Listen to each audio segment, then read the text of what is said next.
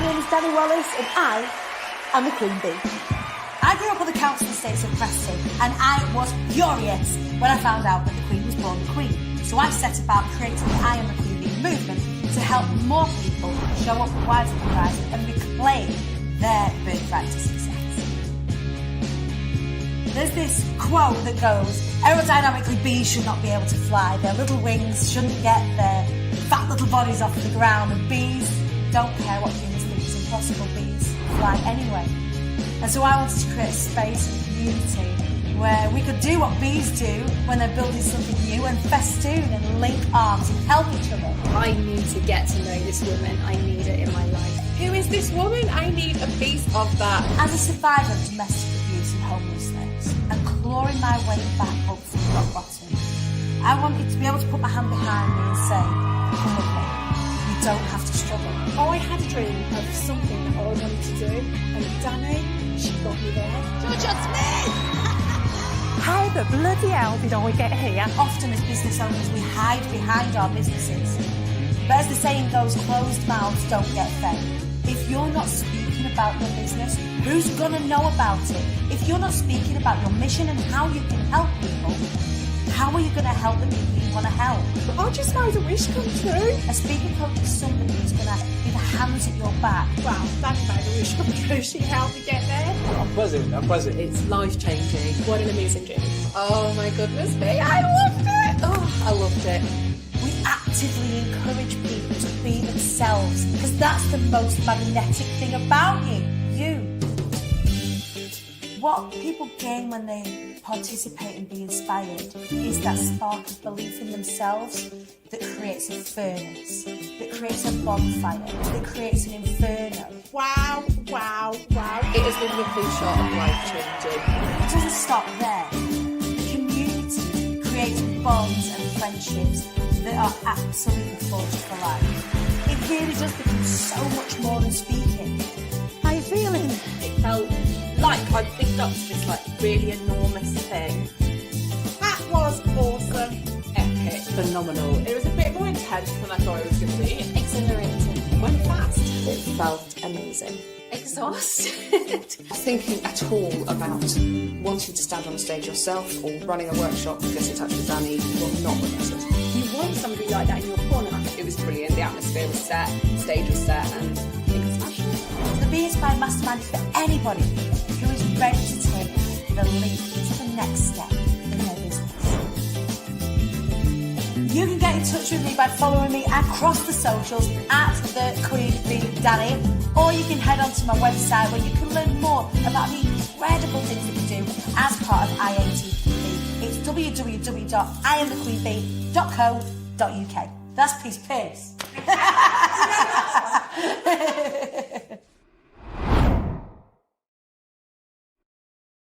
Good morning, everybody. Hello, welcome to the Short Wise Up Rise Up show with me, your host. I am the Queen Bee, Danny Wallace. I hope you are feeling good this morning. How are you doing? Who's watching along? Who is first past the post? Let me have a little look. Good morning, Erica. First past the post this morning. I got Abby Wallace. The subtitles are not my friend. I was Debbie Wallace the other day on the subtitles, not Danny Wallace. I wonder if I don't know why. It's not like I don't.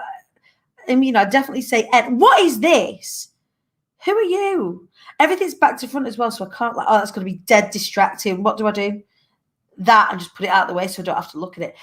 Morning, Amy Blaney. Good morning. Thank you for joining us here on the show, Rise Up show. I am so happy that you're here because we've got a little something to talk about this morning. I'm flying solo today. I don't have a guest on the show, but I did want to take some time today with you all to talk about mental health because Mental Health Awareness Week is this week, and it is something that we don't shy away from in terms of topic on the show. It is something that I don't make any secret of. My own journey with my own mental health and mental health issues, mental health diagnoses that I have myself. And so it is in this space today that I'm going to share a little bit of my story, a little bit about where I am now, and also encourage you guys to join the conversation. I don't mean join the conversation with me actually like as a guest right now, But in the comments, if you're watching along, make sure you're on the Queen Bee Danny page on Facebook or in the IATQB Hive so that I can see your comments. So thank you for joining us, everybody. Tell us what the weather's doing where you are in the world. It's raining in Swansea today. I don't know where my bees are. One of the girls has taken my weather bees off my desk. I can't put my weather bees up, but tell me where you are in the world and tell me what the weather's doing where you are. So yes, it is quite a meaty topic, and there's been lots and lots of things happening this week, lots and lots of people sharing this week, and I feel like that often when people see me do the things that I do, they believe that everything's sort of hunky-dory in the background sort of stuff, and it's not always necessarily that. The way that I prefer to show up to you guys as my community is in absolute truth, is in honesty, is in that, you know, sometimes I get all the things that I talk to you guys about. I get the imposter syndrome. I get the, was that okay? I get the seeking external validation, even though it's my job every day to do that consistent work on myself. And I'm certainly further along than I ever have been in my own mental health journey.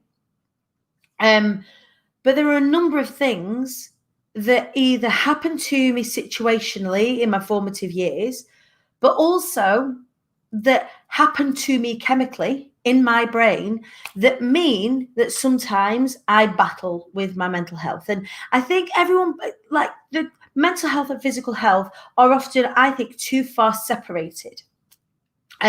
We talk about mental health being this kind of real separate entity. And if we actually look at the wholeness of ourselves, our mental health often has a direct impact on our physical health. Our physical health often has a direct impact on our mental health. The two are inextricably linked, right? And it's interesting. I'm suffering toxic shame at the moment. Erica, I hear you. I absolutely hear you. Particular labels that that I sit underneath are seasonal affective disorder, generalized anxiety disorder, which is, it feels like a really wishy-washy thing to have, but when you're living with a panic disorder that, like I have, which feels really strange because I'm on stage all the time, or I show up all the time in places where you guys might think are really scary. Actually, no, you're my safe space. I feel dead safe when I'm with you. Like, there is no danger here for me. Even if trolls pop up, like, there's no fear here. There's no panic here. The way that this generalized panic disorder shows up in me is my body displays the physical symptoms of panic and fight or flight, even when sometimes absolutely nothing's going on. So I could be sat here absolutely fine, and all of a sudden I will get a wave of anxiety that will hit me, and I won't quite know where it's come from. I'll be like, whoa, like a bullet out of the Matrix. And I've learned over the years that is something that I can manage with good diet, with movement of my body, by being outside, being able to talk about it, medication in some ways, or at some periods. And there are periods where I go for long periods of time without medication. And then sometimes I need that additional assistance, because for all of the goodwill in the world, for all of the knowledge in the world, when it comes to my own mental health experience, sometimes it does become overwhelming outside of the realms of things that I can manage on my own. So there's this constant learning about myself and this constant self-awareness about myself. This understanding of myself actually assists me to understand when my symptoms are kicking in so that I can do something about it sooner, rather than what's happened in the past where I didn't notice the early warning signs and then ended up much more poorly. So I've noticed, certainly in the past 3 or 4 months, that my anxiety levels are turning up. Now, that's quite normal given my situation. If you look at all of the things situationally that are going on in my life, my business is rocketing in a way that sometimes is quite difficult to keep up with. And that in and of itself, without any additional mental health issues, is something that you've got to have a bit of self-awareness about, to work on, to grow through. Getting through that whole imposter syndrome, am I worthy? Do I deserve it? Is it all going to be taken away? Mixed with a panic disorder, sometimes is a little bit overwhelming. So very recently, I've had to go to the doctors, and I have had to say, look, I'm getting the physical. I don't feel unwell, in that I'm not having any real intrusive thoughts that I can't manage at the moment. I'm not sad about anything, quite the opposite, actually. I have just moved into my dream house. I've just done the launch of my life. I've just done all these phenomenal things. But I am having the physical manifestations of panic because, however we look at it, when you do big things like this, you sit yourself in a stress space, so you're firing off cortisol. That cortisol triggers the fight or flight reflex, and that my body thinks that I'm in danger. And even though my mantra is success is safe, that I have struggled, getting my breath, or I'll be my heart will be racing, or I'll get really sweaty, or after I've done lives like this or things like the big festoon, I'll have a big crash afterwards. So going back to the doctors and saying, look, I'm having these physical manifestations of panic, I can feel it. If that gets out of hand, my body's going to be exhausted. So I've got to be really clever right now. I've got to be really clever about how I build my diary. I've got to be really clever with my team around me and be able to say, hey, you know what? I need to tap out. What's the point of building a business like this if I can't say I need a day off? Or like, how do I do that when I'm so into what it is that I'm doing, right? I fly out of bed to speak to you guys every single morning at 9:30 because I can't wait to speak to you all. I can't wait. But there's then sometimes when I realised that actually we've just done a huge event. It was a game changer, an event that for those involved will attest to the fact there was a lot of emotion that was involved, all of this sort of stuff. Then I went straight into an intensive, again, a lot of emotion that was involved. Then we went straight into the challenge, a lot of emotion was involved, a lot of energy was involved. Then we went straight into a launch. It's been insane. I've opened the doors. You guys have fallen over yourselves. You still are. People are still falling in to be heard right now. And as such, my body has started to manifest the physical symptoms of anxiety. And then what happens is if you stay in that space for too long, your body can become exhausted and start displaying symptoms of depression when it's not. It's depression dressed up as anxiety. Does that make sense? Or is anxiety dressed up as depression because you're just so damn tired for feeling so on edge all the time? So I have a prescription right now. So I went to the doctors a couple of days ago to just go and say, hey, do you know what? This is what I'm feeling right now. I am beginning to get the symptoms of something that could potentially snowball. And the doctor, because I'm in constant conversation and have been since I was about 14, because I'm in constant conversation with them, they trust me to be able to say, hey, do you know what? Right now is probably a good time to get some medication around it. So I do. I have a prescription of, it's called propranolol. It's a beta blocker. It helps slow everything down so that I can breathe. And that doesn't mean to say that I've not been looking after myself. That doesn't mean to say that all of this, it's just that situationally right now, things I'm finding are overwhelming. And that, again, doesn't mean to say that I'm incapable of doing my job. Now, here's what I wanted to talk to you about today. You can have these issues, right? You can have, it's like having a broken arm. You can have a broken arm. You can have a cold, a cough, a sneeze, or whatever it is. You can have a generalized panic disorder. You can have, I have a form of OCD that is just obsessive thoughts.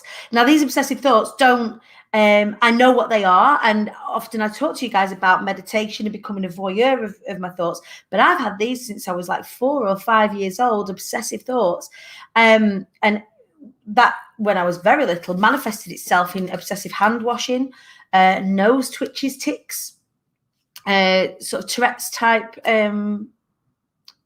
symptoms, until I learned how to manage that. So that wasn't medicated in getting through that. It was an understanding how to manage these things. And there is very little conversation around how to manage these things. We are often, when we go to the doctors, told to engage in talk therapy. I didn't need talk therapy. I needed to understand mindfulness. I needed to understand self-awareness. And it becomes very difficult. I don't know if any of you have found this, that when you are an intelligent person with awareness about mental health and intelligence around mental health and a self-awareness, the doctors find it very difficult to know what the bloody hell to do with you. And this is why we seek out these alternative therapies and what have you.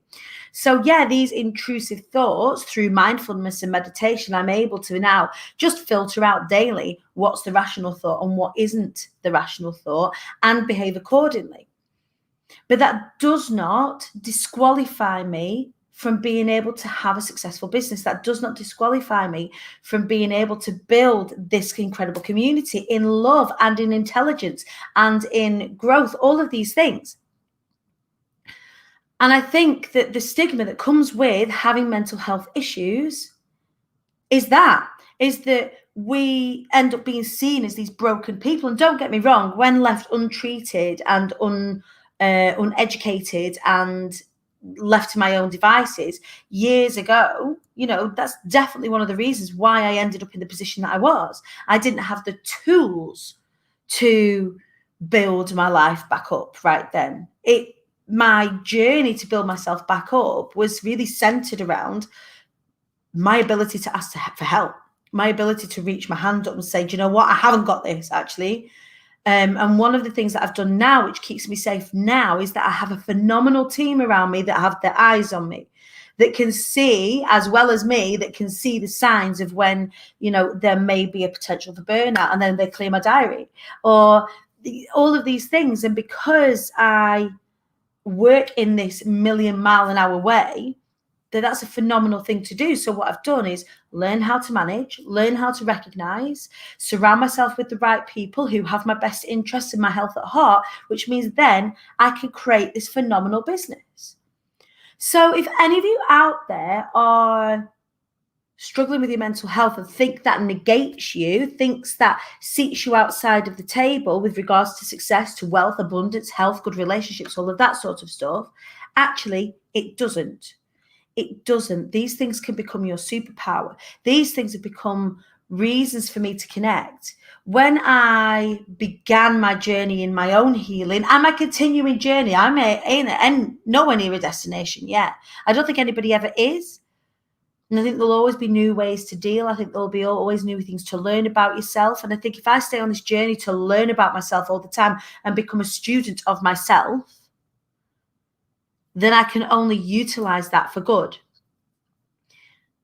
And so many people say to me, if they have a burnout or if they have, a breakdown, or if they have, they feel like they've got to tap out, or it's all too much, or it's all too overwhelming. People think that they failed. That's it. I can't do that. It must not be for me. And actually, that's not the case at all. What your body is asking for is radical acts of self-love, radical acts of self-care. One of my phenomenal friends, Heidi Maver, she's just a wonderful human being, had this where she had to make some decisions around, actually, do you keep pushing forward, or do you just have to stop for a minute and just put the spotlight on the focus of your own health and your own care and your own well-being? And sometimes it does get like that. But in my mind, the idea is to prevent it from getting to that point. And I think getting the right structures around you, as well as access to the right people, is absolutely imperative. And as well, recognizing that at some point, medication might be a necessity. And even then, that's not a failure in and of itself. How many people I've spoke to over the years who've gone, oh God, but I don't want to go on antidepressants, then that's it, or the stigma attached to it. I remember when I was much younger, because I've been seeing a doctor with regards to my mental health on and off since, like I say, well, if we think about it, since I was 5 years old, my mum took me to a child psychologist to talk about this obsessive behavior that I was displaying. I mean, many years later and lots of research later, probably we'd be looking at some degree of neurodiversity within myself, and that's just how it was manifesting. And the more I understand that, the easier it becomes to manage me, is that actually probably I'm looking at a sort of a self-diagnosis around ADHD or ADD, and that's why I work at 1,000,000 miles an hour. And what I do isn't normal, because guess what? I'm probably not. But trying to be normal was really like sitting me in this little box that I just wasn't comfortable in, and made me sad and made me depressed. Our path is forever changing, Daniela. Yeah, exactly. And allowing that, understanding that everything is transient, understanding that all that is the case. I've definitely felt that I can't help us because they might think I can't help them because I have my own issues. I would like to think, and you can let me know in the comments, that does me sharing this right now make you guys think any less of me? I'm interested. Does it make me any less of an intelligent, astute businesswoman, given that you know that my body fires off extra cortisol, the stress hormones, because it's managed? Yeah, it's the difficulty is that it's when it's not managed that it becomes a problem. And the more that we talk about this, the more that we realize that actually we need to have these conversations, because I know I'm not the only one. I know I'm not the only person here. And it isn't about being brave in my sharing, because I don't feel particularly brave. I just have these things. These are just things that I live with day to day. And the reason why I do what I do, and the reason why I share the things that I share with you all, is because if it means that A, it resonates, or B, you can start looking at things in a different way, or start to hold yourself in a higher regard, then I'm doing my job. You're the reason why I get out of bed every day, right? This is the reason why I do what I do, is to have these conversations, and sometimes to put myself in the middle of the conversation and say, you're not on your own. You are not on your own. That you might have these struggles and these battles with your mental health. And we need to talk about our men in this as well. That we talk about, suicide rates in men. And, I was talking to Fidel Bohill not so long back about those statistics. And actually,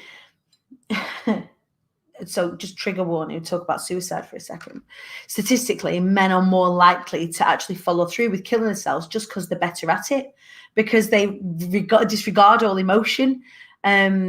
So the statistics are skewed with regards to getting a job done, because that's what men do. They make a decision, do things in a linear way. Women as nurturers, we kind of tend to think ourselves out of stuff. That means there are more people with suicidal ideation than the figures are giving us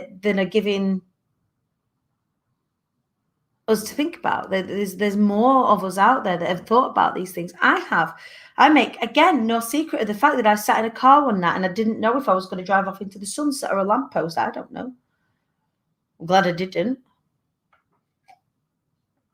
But I was very lucky that I was able to be a voyeur of my thoughts, and things like breathing techniques, things like mindfulness, and all of these things that when you first come across them, you think they might seem a little bit woo. But actually, that in conjunction with the medical healthcare profession is really, really helpful. I think that it is necessary. I mean, and I am no medical healthcare professional, certainly don't prescribe to go get medicated or not get medicated. You do what you've got to do. You seek the help that you need to seek. But often the mistake that a lot of doctors make, I was talking to you about anxiety versus depression, is they immediately go to treat the depression. So the pathway is directly to something like sertraline or citalopram or something like that. When actually, like me, sertraline or citalopram didn't work. They didn't work because I didn't have depression. I had anxiety. My body was exhausted. So the pathway to getting the right medication for me was really difficult, because I'm saying to them, it's not working. I still feel these things. I still think in this way. And the tablets don't make you think anything different. They allow for the emotions to be a little bit muted so that you can move through them, instead of being sort of stuck in them in this really heightened state of panic. Hi, Emma Cook, and thank you for sharing and bringing yourself to this conversation. I'm so, so grateful for you, and thank you for staying with us here in this safe space and holding me while I talk to you about this. I'm having a battle trying to get my 19-year-old some help. He has additional needs. In his health check Monday, the nurse said it's okay for him to be in his bedroom. Some people like being alone, but he's hardly coming out, and it's making his moods worse. Or they're saying he's a teenager. It's worrying. It is worrying, because if you think about it, actually, that might be some degree of sensory seeking or attempt at sensory deprivation if he finds things overwhelming. So it might be that finding ways to move his body at times that are quieter, in places that are quieter, might work for him. Going out for a walk really early in the morning, maybe just Emma saying to him, that's what we're going to do, and spend that time together and be able to connect in that way. Again, I'm not a professional in this situation, but often what I find, so my daughter, my eldest daughter, Poppy, we're looking at a very real diagnosis for her of ADD. And sometimes everything is a bit much. It's from a sensory point of view, from a sounds point of view, it's just a bit much. So she will retreat to her room because she just can't be doing with everything else that's going on around her. So when we seek to move her out of there, then we're looking at things like, she likes swimming, so taking her swimming, taking her out for walks. She just wants to climb trees, man. She's 13, she wants to climb trees. Like, she just wants to be out in nature and around animals. Allowing her to seek out these, sensory activities that are really helpful to her directly impacts on her mental health. And we're still on that journey together. Like, I'm only just starting out. We're only just making these realizations about it. I think his room is his safe space. Yeah, it will make a huge amount of sense, wouldn't it? So there, he knows where everything is. He knows how much access he can have to the outside world if he's got his computer, you know what I mean, his phone or whatever. So that becomes his like cocoon. It's like Wallace. We moved into this house with Wallace. Wallace has got his man cave. That's his safe space, right? Such a powerful topic that needs spotlighted daily. You're a queen for sharing your truth too. Thank you so much, Caroline. And I know you do such incredible work around this topic. And thank you for the work that you do as well. And love to you and the boys and Carl. It's terrifying, the number of male suicides. Working with the military. Military is a perfect example of masking pain, hiding deeply held problems in order to be perceived as strong. It's terrifying because it's indoctrinated into our armed forces that they can't have those weaknesses, especially when they're in that volatile environment, that when they come back out onto Civvy Street, that they're in this heightened state and they can't share any emotion attached to that, even though as human beings, we're not designed to be in that spot all the time. No wonder so many of our armed forces struggle with their mental health and things like PTSD. Helen, I see so many clients who have teenagers that they're worried about mentally, a lot of them male. Yeah, and I don't think social media helps. I don't think the amount of consistent gaming helps. We're really and lockdown hasn't helped. I think the phenomenal Emma Kenny, TV psychologist Emma Kenny, has been on a mission throughout the whole of lockdown to create a platform to speak about mental health the entire time, fully knowing the direct impact of what this lockdown is going to have, not just right in this moment. We got to January. I remember talking to you a lot about this in January. We were tired.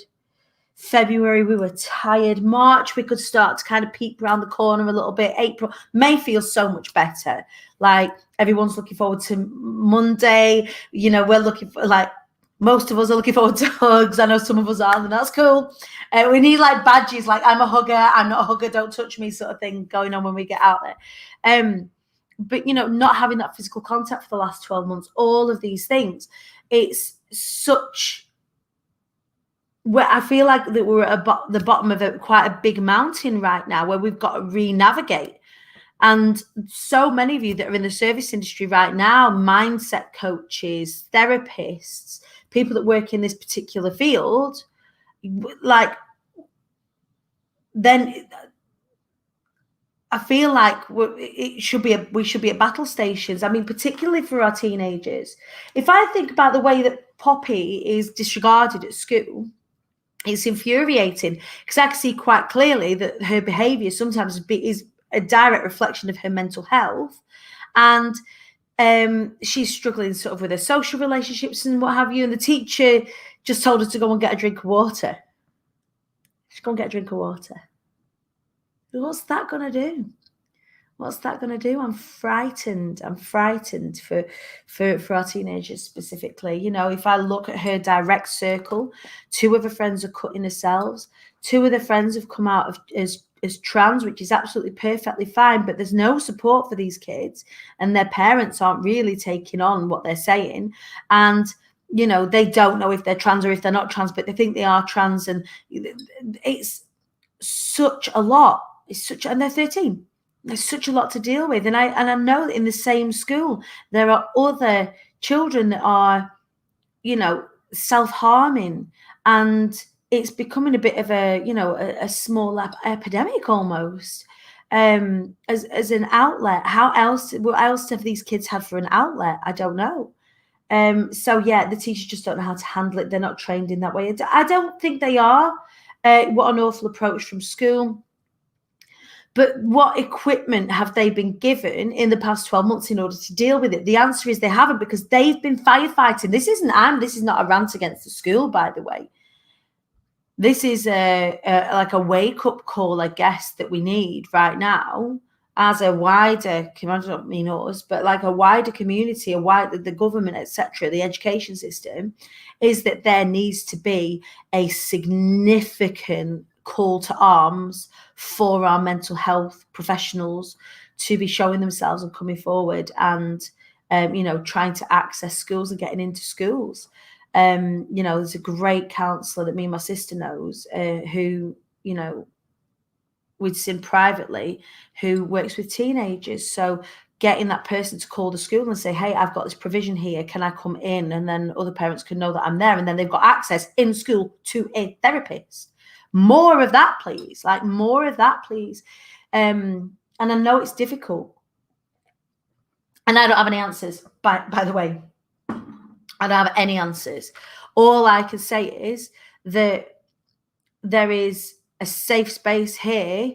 And when it comes to, mental health, and when it comes to your mental health, that this self-reflection, this self-awareness, this connection to yourself will enable you to nip things in the bud. So seek out things like meditation. And I know it's always the things that we can't be asked doing, and they're always the first things to go where self-care is concerned.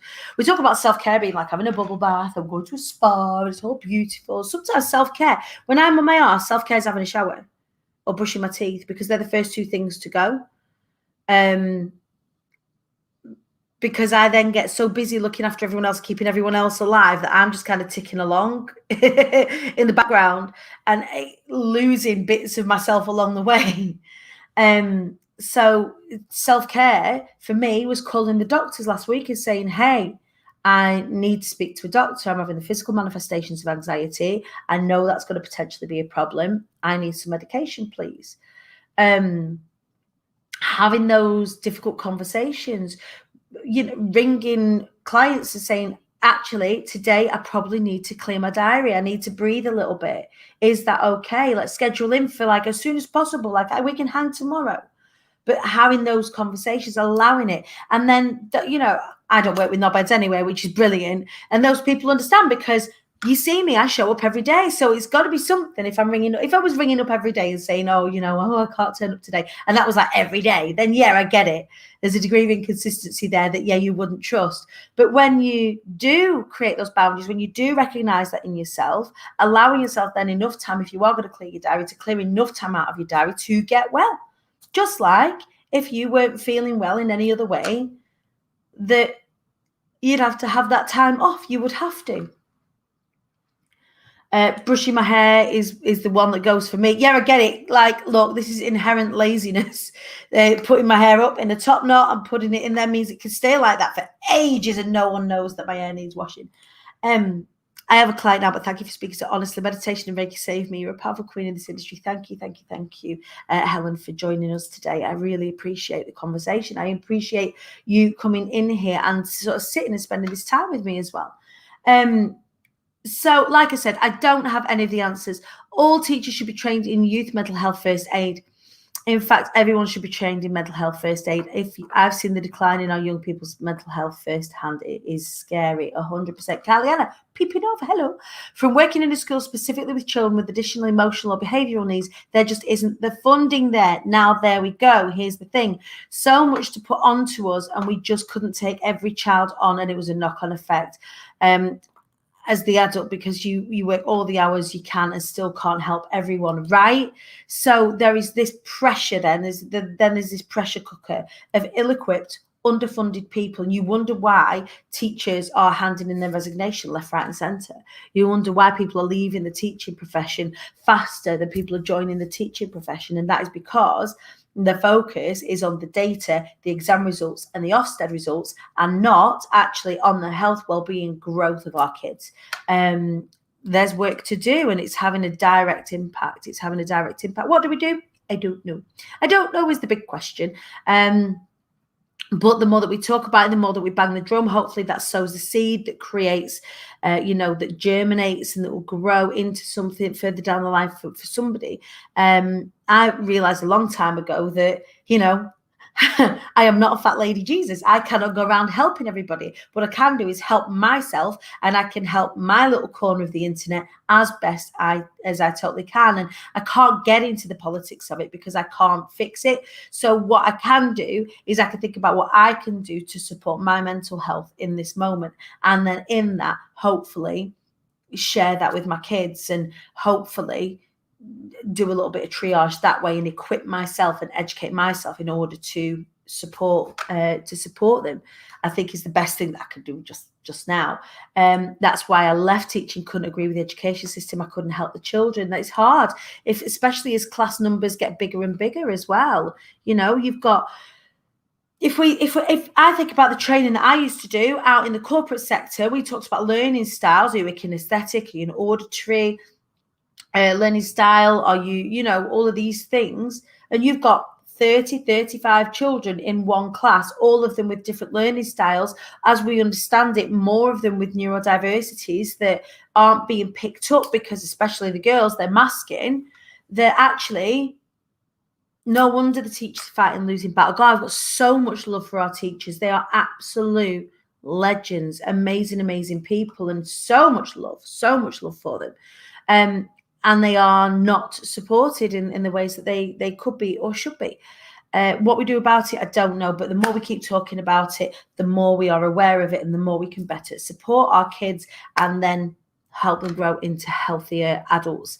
So that's it from me today. In summary, what I would just like to say to all of you is that you are not on your own. If you go to, I'm going to get the link for you just now. A really great support and a really great start for 10. If you have not had a look before, is Mind, which is mind.org.uk, which is a mental health support charity. I'm just going to pop this in here for you all, www.mind.org.uk, mind.org.uk. And that is the mental health charity, the most prominent, I guess, mental health charity for the UK, that will assist in signposting or helping you to signpost and getting additional support if you need it. What I really want to summarise in saying is that there is no shame in having poor mental health. There is no guilt to be had in letting things get bad. The only thing that we can do is try to maintain self-awareness and to ask for help. That's a little bit difficult sometimes if you are in that position where you are suffering. So for the people that are feeling well, check in with your friends. If your extrovert friend has suddenly gone very quiet, probably need checking in on. If your introverted friend has gone even quieter, check in on them, or just check in on each other. Double ask the question, are you okay? Our answer is always going to be yes in the first instance. Ask the question again, are you okay? And allow that person to break a little bit of that programmed response and really check in with themselves. So are you okay? Are you okay? And then on Monday, let's hug the shit out of each other consensually, as long as it is safe to do so. Have a phenomenal Thursday, you guys. I love you so much. Thank you so much for allowing me to speak with you this morning about this. If you do have any struggles yourself, please do check out the mind.org.uk website for more signposting for medical healthcare professionals. You are loved and adored, and I'm so grateful for every single one of you. I will see you all tomorrow. We're joined by the phenomenal Sam Barefoot tomorrow, talking about all things Instagram. So have a wonderful day. I love you. And I'll see you for more showing up and wising up tomorrow. Ciao.